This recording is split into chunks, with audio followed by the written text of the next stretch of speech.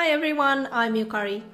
I'm Arthur. And today we are going to talk about... Well, today we are going to talk about the lessons that I learned from cutting down a tree and how that might help you in your English studies. Okay, so to set the scene, in our garden, in our house, there are a lot of trees in just a small space. Some of them have got too big over the years.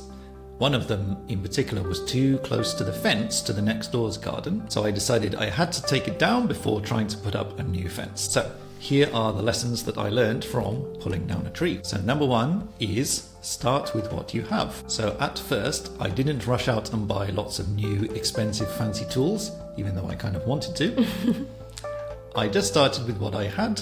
So what I had was an old spade that actually is a little bit broken. And I started digging around the root of the tree, and I had a handsaw which I could use to start cutting some of the roots. So they weren't perfect tools, but I could still use them and I could make some progress. So Yukari, how would you apply that lesson to somebody who wants to learn English? So when you start learning English, at the very early stage, I wouldn't suggest to go to like an online store or go to a bookstore to buy a lot of books. Instead, maybe you can have a look at what you have in your house. For example, you can go to the room where you keep all the books, and if you can find some English books, you can start from there. There are lots of online materials that are available for free, so I would suggest looking around, starting from there, instead of buying lots of different tools to help you start learning English. So the first thing is just to make it easy to start for yourself. So would you say that also applies to somebody who has studied English in the past and wants to start again?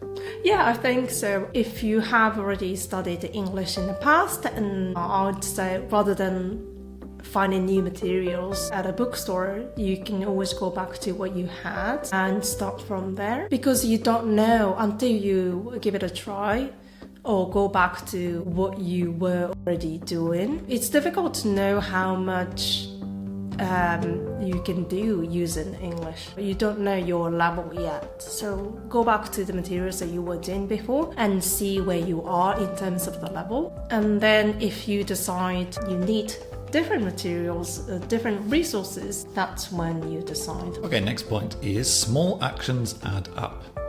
So with the tools I had, I kept on digging around the tree and cutting roots when I found them. At first, after I'd cut the first couple of roots, I tried giving the tree a little push and nothing happened. And nothing happened after the second cut or third cut or fourth cut. But eventually, after I'd cut some more, I started pushing and I could feel the tree was starting to slowly wobble. So the small actions that I was taking were beginning to add up to something bigger. Okay, so going back to English learning, when you first start learning English, you might not see the immediate results after 1 or 2 days, but if you continue like half an hour studies every day, and a few weeks later you will start remembering some words that you learned, or you can read faster, or you can say more things in a given time. So don't worry if you don't see immediate results. I think that's usual for everybody. Instead, just to give yourself time, a little bit of time every day, and continue what you can do for a few weeks. And then maybe you can reflect on your studies and your progress a few weeks later. Okay, next lesson is keep going. So with work and family life, it was difficult to find much time to go out and pull down a whole tree.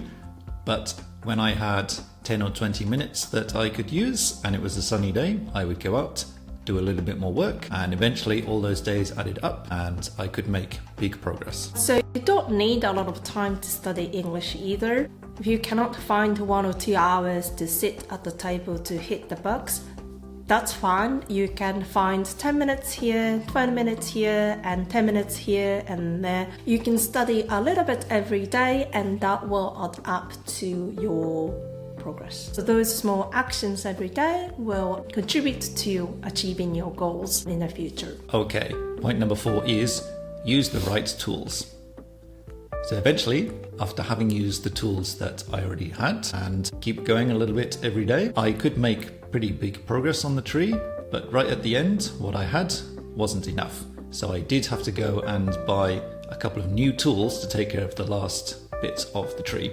So when the time was right, That's when I bought the new tools that I needed to finish the job. Okay, so going back to learning English, I'd suggest if you have again a habit of studying every day with the tools that you already have, you might reach the point where you have to maybe change the materials that you have so you can study more effectively to actually achieve your goals. So every few weeks you can reflect on your studies and your progress and see whether you need to adjust your materials and study plans. And then when the time is right, you might need to change your materials to further progress your studies. Okay, so those are 4 points that I learned from cutting down a tree that you might be able to use for your English studies or something else. If you're interested in more videos about English studies, take a look at the videos up here. If you would like to talk to us in person, we have some online events sometimes. We've put the link in the description. And if you enjoyed this, please consider leaving a like or subscribing to our channel for more videos like this. I think that's all today. I think so. By the way, in the end, I won. I did push the tree over. It was hard work. Good, well done. Thank you. All right, see you next time. Bye. Bye.